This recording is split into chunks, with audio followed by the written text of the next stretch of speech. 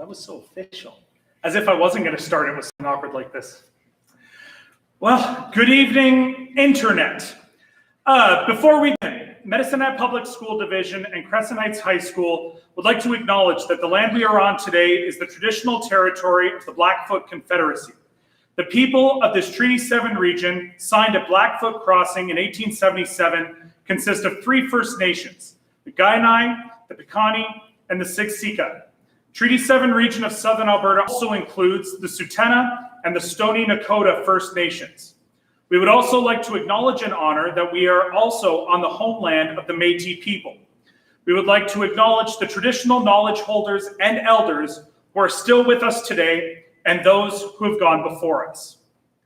Before we begin, I want to take a second and acknowledge the precautions that are in place in order to make this event happen and make it safe during the hopeful tail end of this pandemic. As you can see behind me, all the chairs have been spaced 6 feet apart on all sides, which is the reason why we are here in the cafeteria instead of our regular home in the Crescent Heights Theater.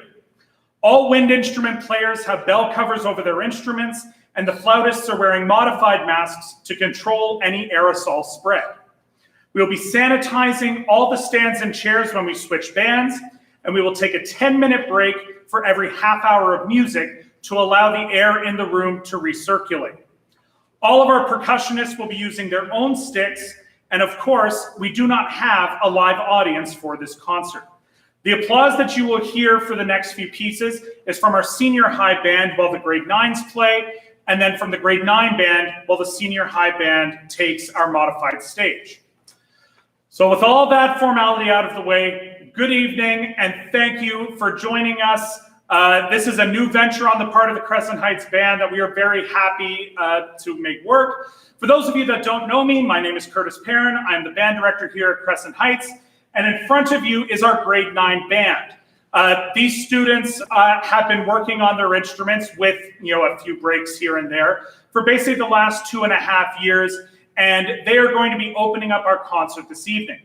The first piece that they're going to be playing is called Ogo Pogo, and it is meant to represent musically the image of the legendary lake creature in British Columbia. It's essentially Canada's version of the Loch Ness Monster, something that, a legend that is told that is probably not real, but it's a lot more fun to imagine that it is. You're going to hear some references from the band to a very familiar movie score about another, watery creature that kind of lurked around. And ultimately, the piece ends as it begins, with the creature kind of slinking off into the waters on its own. This is Ogo Pogo.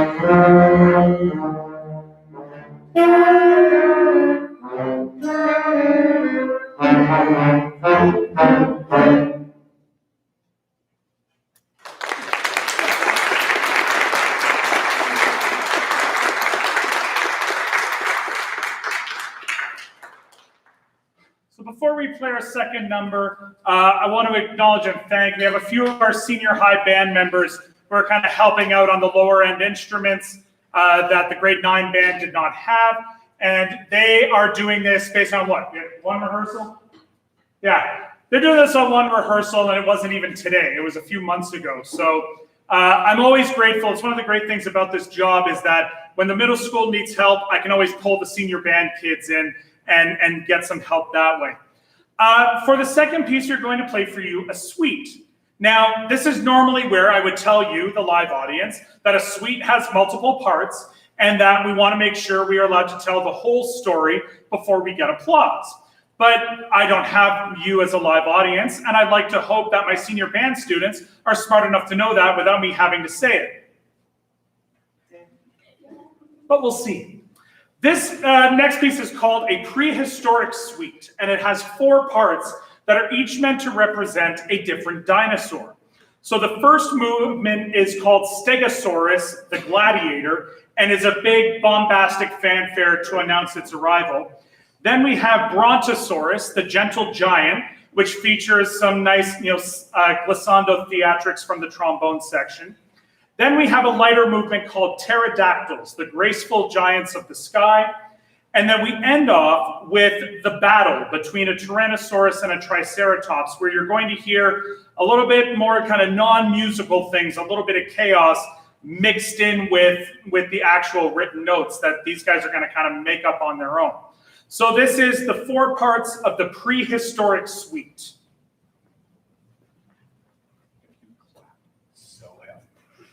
Do we not get to walk across the stage if we clap?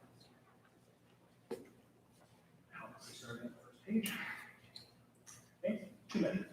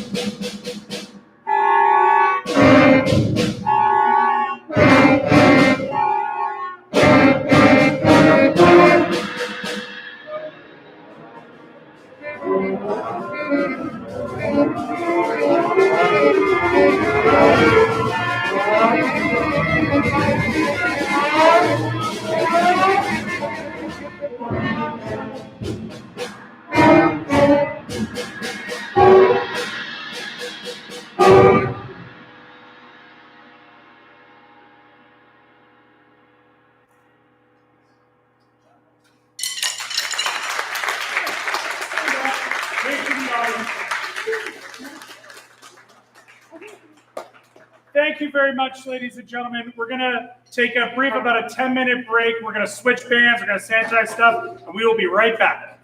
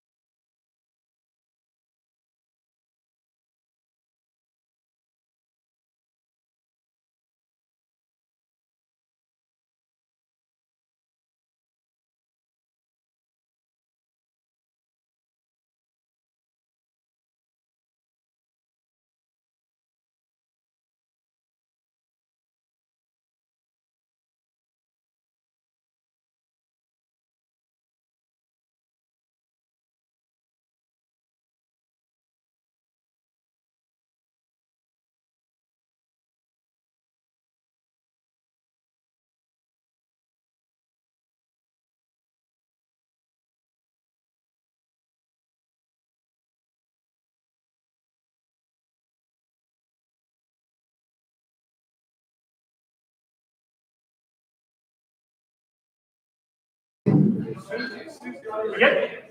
Hey. Yeah, let's go.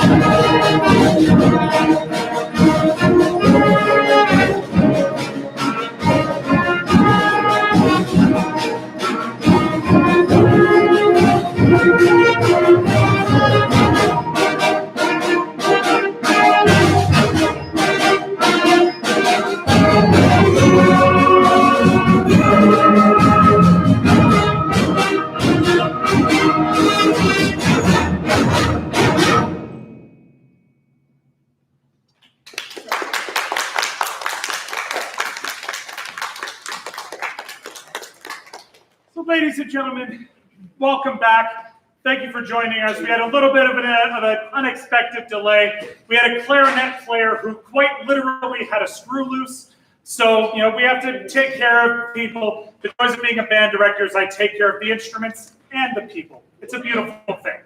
The piece you just heard was a piece by American composer Randall Standridge called Afterburn. This is actually a piece of music that was supposed to be on this year's grade 10's concert last year when they were in grade 9. And so it's one of the pieces that we held over from last year's abandoned concert. There's going to be a few of those tonight that we'll talk about as we get to them. Afterburn is meant to kind of give the image of, of a plane really kicking into thrusters and taking off. And, it's one of those great energetic ways to start off a concert. We're going to change gears a little bit with a slower piece of music. I'm going to ask one of our grade 12 trumpet players, Emma Cohen, to come up and introduce the next piece of music.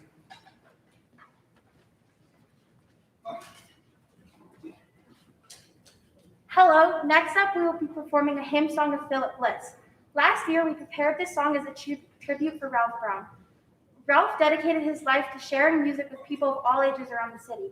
Alongside that, he created the Sailor Singers that brought a smile to people's faces every Christmas. Although he is no longer with us, his impact on the Medicine Hat music community will last forever. The opening lyrics to a hymn song of Philip Bliss represent peace, hope, and trusting during dark times. Enjoy.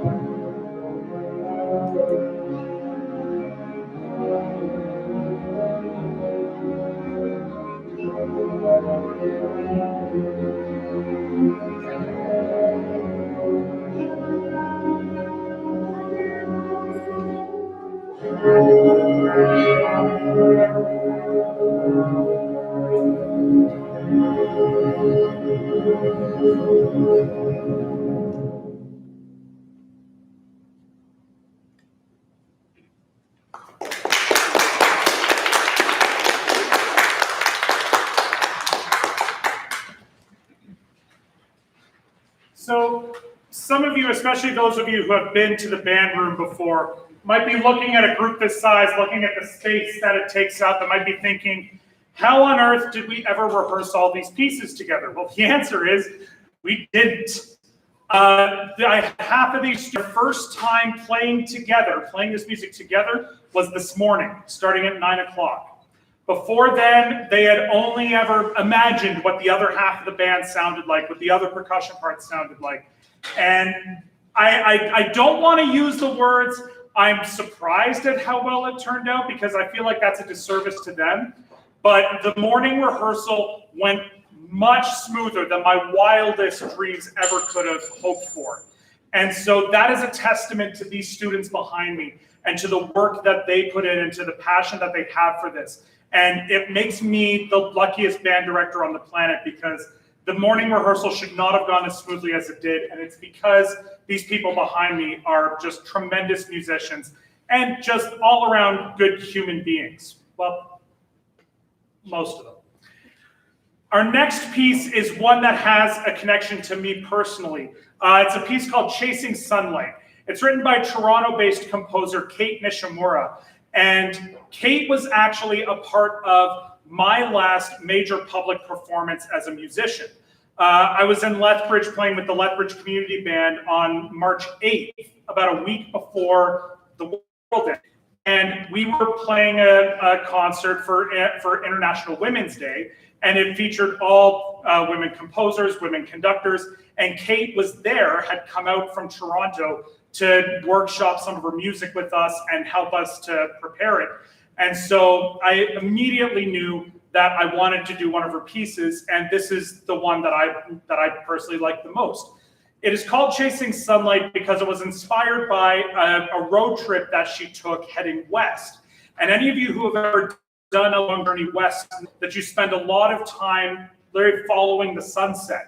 And that was the image that she had in her mind, of chasing after the sunset, of trying to hang on to that last little bit of light in the day. So that's the image that hopefully the band will help you to see with Chasing Sunlight.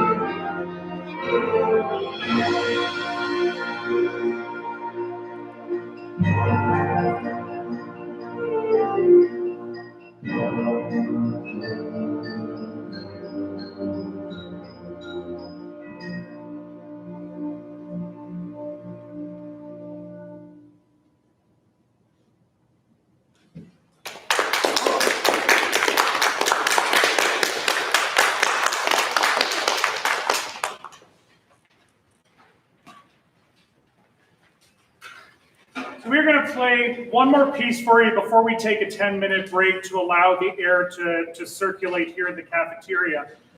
Before we do, this is normally where I would turn it over to our band parent president, Courtney Scott, who obviously cannot be here because nobody can be here. So instead, she sent a statement for me to read on her behalf. So I would like to say on behalf of the Band Parent Committee, and I'm sure everyone who is listening to this live stream this evening, how much it fills my heart to hear our bands play again. I know it was short notice, but I am so appreciative to Mr. Parent and all the students for putting on such a wonderful concert that is definitely a bright light to this year. Normally at this time of year, I would talk about what the Band Parent Committee does, but tonight I just want to say thank you. Thank you to the parents and school administration for all you do to support our band program to keep music alive in our school. Thank you to all the students who've had a roller coaster of a year, and the resilience they have shown is nothing short of amazing. Thank you to the executive who are graduating from the BPC with their students. Thank you to Mr. Kent Ertman for your work on the Band Parent Executive. Your humor, ability to keep us focused on our agenda at meetings, and enthusiasm at bingo will be missed. Your support was greatly appreciated, and we hope to see you again when your next set of kids hit grade 7 and enter the band program. Also, thank you to Ms. Danita Snyder. Words cannot express the gratitude we have for all the work that you have done over many, many years to support this program. Your work as the treasurer is complex and at times throughout the year very time-consuming. You made sure every credit that was earned was diligently recorded, and that is no small feat with the size of our band program. Completed all of our reporting paperwork for HELC, CRA, and the school division. You worked endless bingos to make sure we always had enough people. I could go on, but from the bottom of our hearts, thank you. And finally, thank you to Mr. Parent, for persevering through this year through multiple challenges, stops and starts, and constant changes. We're also very thankful to have such a passionate and dedicated teacher to guide our students. Thank you for the music. So again, that's from our band parent president, Courtney Scott. Our final piece for this set before we take a short break is one of those ones that just seems to be timeless, and it doesn't matter how far away from the release date of this movie we get. And for the record, we are 18 years away from the release date of this movie. So this music is old enough to graduate with our grade 12 students.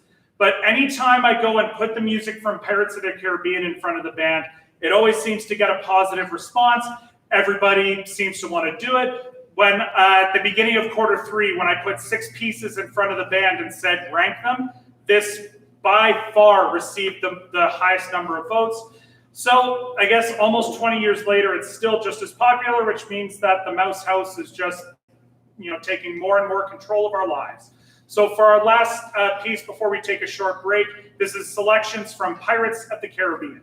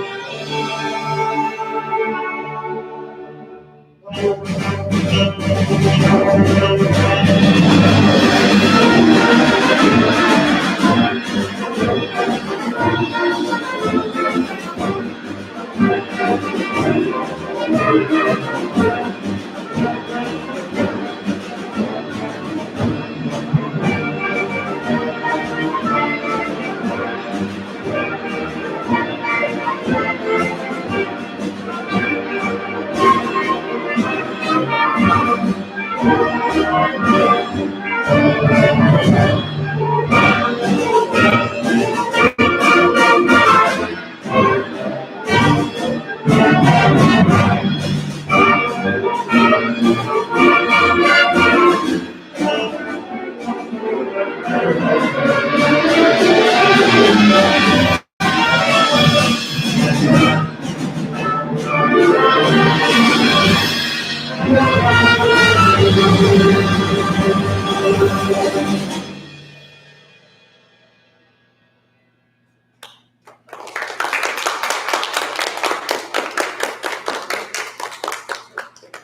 and gentlemen, we'll be back in about 10 minutes after we've let the air circulate in here. We'll see you then.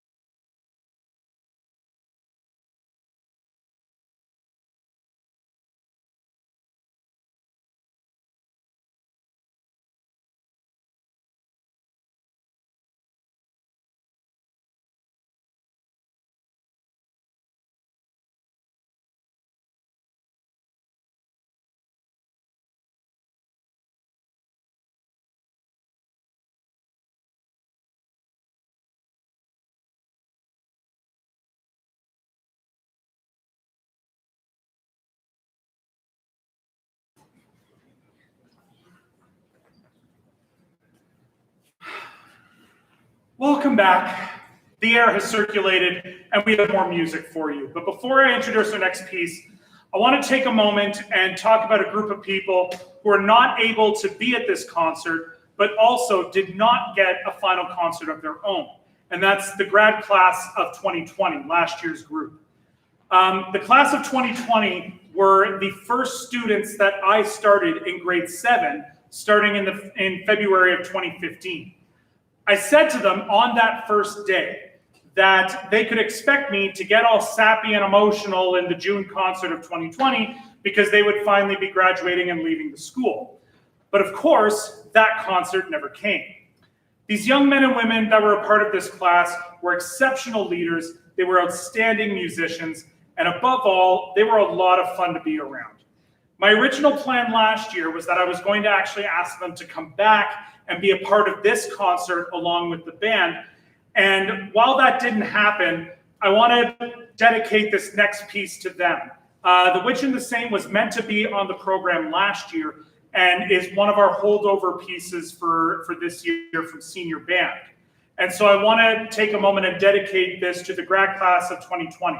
So to Charlie Clark, Jared Darley, Kyla Eastman, Jordan Faulkner, Benoit Fillion, Hope Fuller, Rosalind McPhail, Eric McKenzie, Reed McMahon, James Mock, Landon Sholey, Tiana Watt, and Tyra Wickenheiser. Thank you for all the great years of music making. I am so very proud of all of you, and I want to wish you all the best in the future. This next piece is for you guys.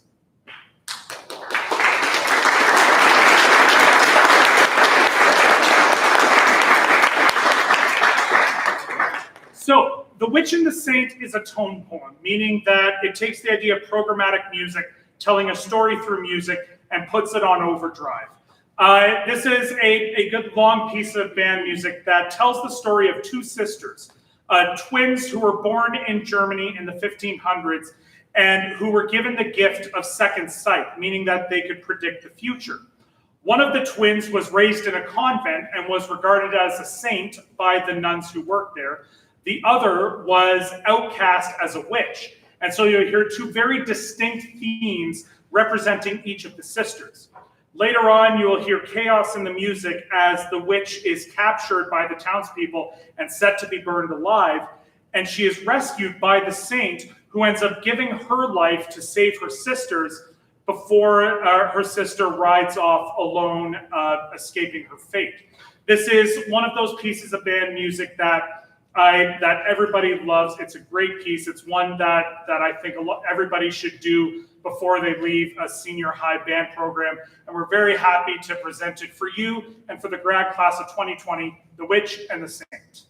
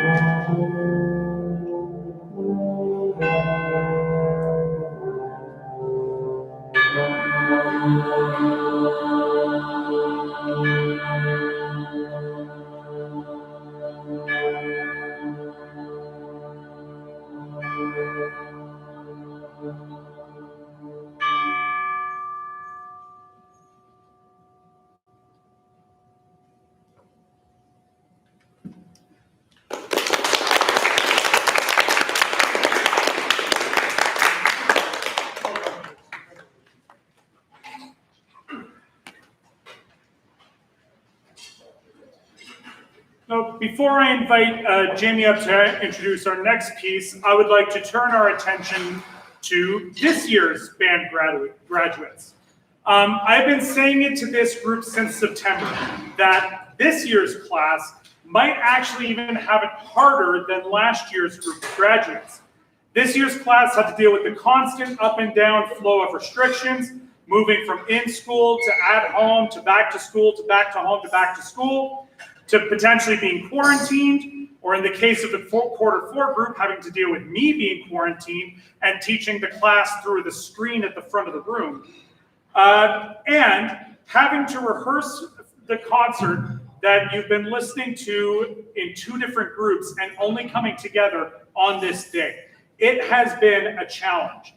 And I can say with absolute certainty that a concert this ambitious and with music this challenging would not have come together if not for the abilities of this year's grade 12 students.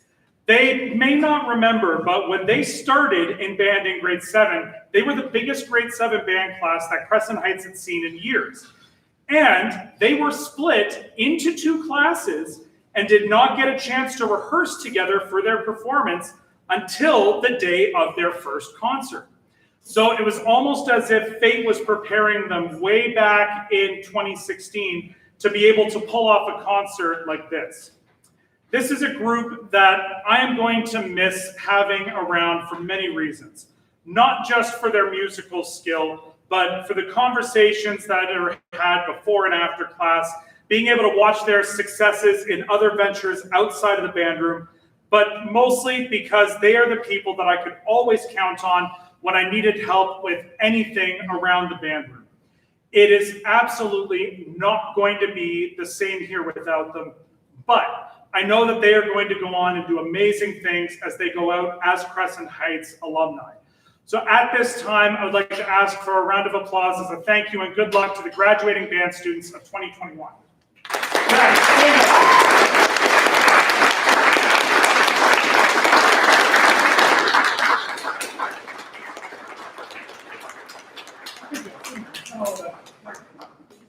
And so at this time, I'd like to invite Jamie, one of our clarinet players, to come up and introduce our next piece.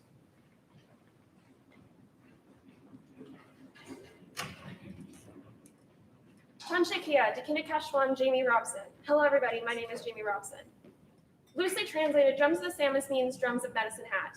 Drums being a prominently featured section of the piece, and Samus being a Blackfoot word that means medicine man's hat, which some of you may recognize as the geographical feature that our town was named after. Drums of the Samus was commissioned by the Medicine Hat Concert Band Society and was written by Samuel R. Hazo. The piece is supposed to chronicle the merging of First Nation cultures and the Europeans who settled here. We begin with a steady drum beat that is reminiscent of those played by Indigenous people that simulate the heart of Mother Earth. If you ever heard Native drummers, you know that your heartbeat kind of sings up to them and it really fills you with a kind of a sense of power. We got close, but hopefully it's enough. As we move through the piece, more complex rhythms and musical themes are added as they blend with the old to show the complexity of the two cultures coming together. When I was asked to introduce this piece, I was given relatively no guidelines, which is both a blessing and a curse. I was also not given a specific time limit, so you should be glad this isn't a 2-hour-long roast of Johnny McDonald. Which, to be clear, I'm not doing because he doesn't deserve it, but because I have more respect for all of you than to make you sit here and listen to all that. Oh, but what the heck, I could do just one. Prime Minister MacDonald resigned after he was found taking bribes from the railway. He addressed the allegations in a 5-hour-long speech to Parliament, which means that I, a 16-year-old girl, have more self-control than the first Prime Minister of Canada. I was told to talk about my experiences, which was very unspecific and marginally unhelpful. I have many experiences, many of whom could be applicable to this situation. But I've decided I will take this opportunity to tell you all an abridged version of how Medicine Hat got its name. There was a terrible winter in the Blackfoot Nation, so the elders chose a young man to venture out and try to find food to feed his village. He and his wife took their dog to go find some food. They traveled down the South Saskatchewan River until they came upon a breathing hole in the ice, which was where water spirits came to breathe. The man called to the water spirit, and the serpent replied that in order to save his village, he must sacrifice his wife to receive a samus, or a medicine hat.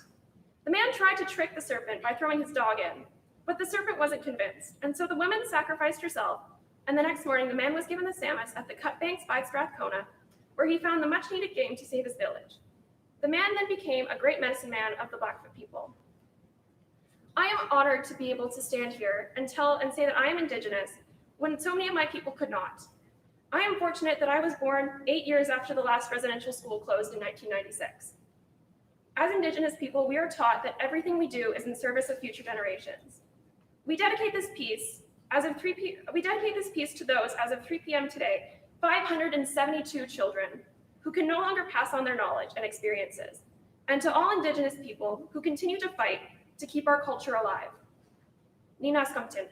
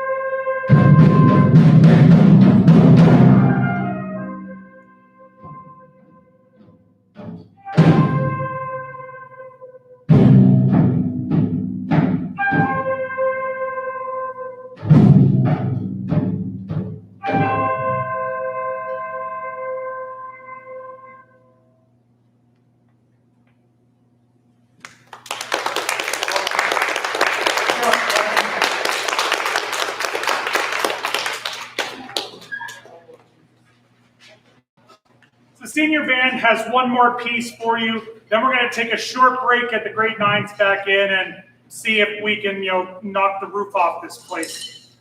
Before we play our final number, though, I have to say a few personal thank yous of my own. Of course, my first thanks has to go to the administration of both Crescent Heights High School and SD 76. This has been a crazy year. It's been a year where a lot of my colleagues across the province have not been as fortunate as I have to be granted permission to continue running band programming. And so I consider myself very fortunate that I was able to continue running band throughout this school year. And that's thanks to the administration at both levels at this school. I have to thank the staff, but especially the custodians here at Crescent Heights, who are waiting, until we are all out of here to go and interrupting their normal flow by invading their cafeteria. I'd like to thank Travis Bozer for coming and running the live stream. He's the one who's making sure that I only have to do 4 things today and not 5. I would like to thank Gavin Ward, who's been filling in the percussion section for us, filling in some extra spots. And ultimately, I'd like to thank all of you for bearing with us. I know that there are a lot of you, especially the grad parents, who would have loved to have been here in person to see this concert. And even though that's not in the cards, I'm glad that this was able to work out. A recording of this concert will be made available to you by the end of this week so that you can go back, revisit, share with people who were not able to make this performance. And hopefully, the live streaming of concerts is something that's going to remain a part of Crescent Heights concerts. So to end our concert, we're going to end it with a march because why not? It's been a while since I've done one. Con Brio was written specifically for the Con Brio Music Festival in Whistler, BC. And it was written in a traditional Sousa-esque style march with 2 different melodies, a quieter trio section, a big and aggressive dogfight, and then a grandiose ending. The melody in the trio section is one that you may recognize as the Maple Leaf Forever, which for a time was actually in consideration to be Canada's national anthem. And so while Sousa has the Stars and Stripes Forever, we have Con Brio. So for the senior band's final number, we present to you the march Con Brio.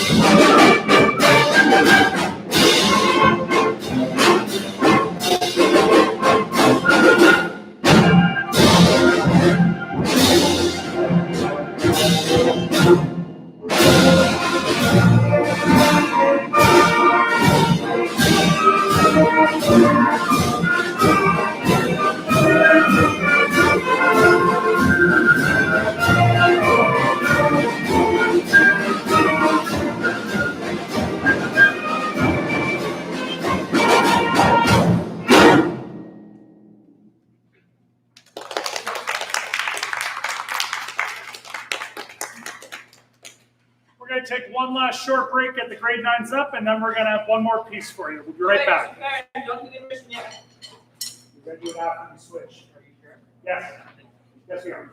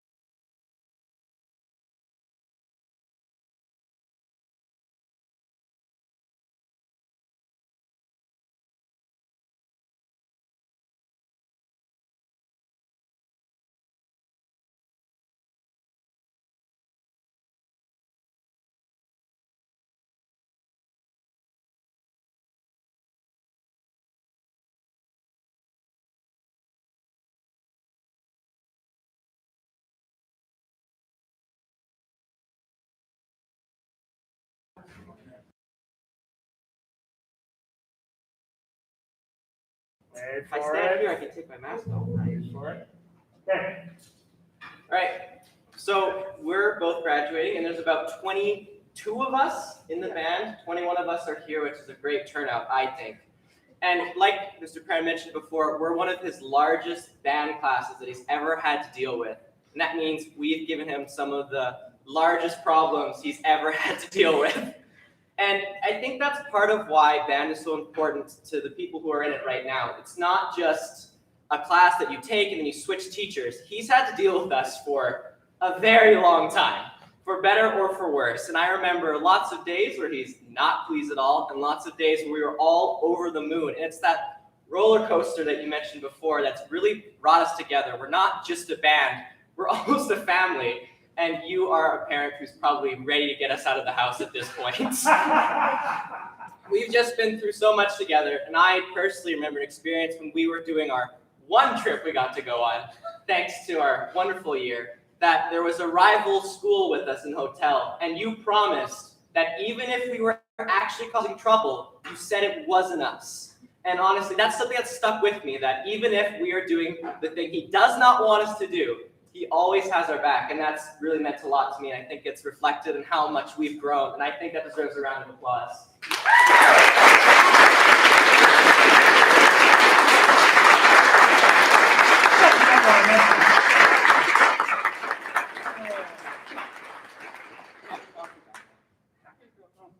you. All right, that's enough of the sappy stuff before I start crying.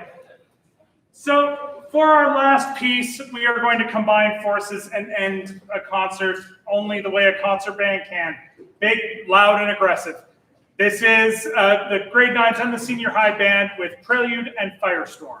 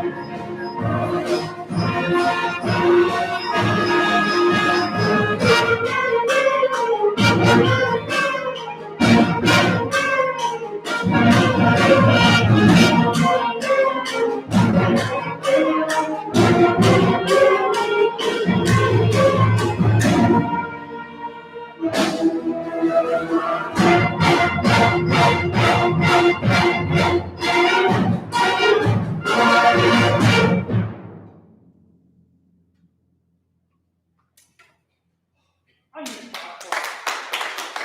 We don't have an audience anymore. This is why we need everybody back. Ladies and gentlemen, thank you for joining us from wherever you are. I know we've appreciated being able to play together, even if we couldn't hear your thunderous applause. I sincerely hope that we are able to welcome you back to a live concert in December. Thank you for joining us. Have a wonderful night, and we'll see you next time.